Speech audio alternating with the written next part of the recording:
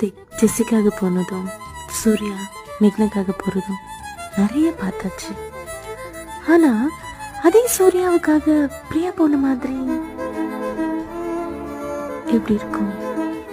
என் காதலனை தேடி என்னவனை தேடி நான் போகும் பயணம்.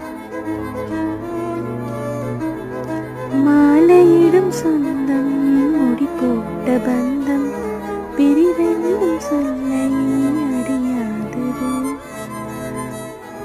அழகான மனைவி அன்பான துணைவி கிடைத்தாலே பேரின்பமே. மடி மீது சரசங்கள் பயல மோகங்கள் ஆனந்தமே. Happy wedding anniversary my love.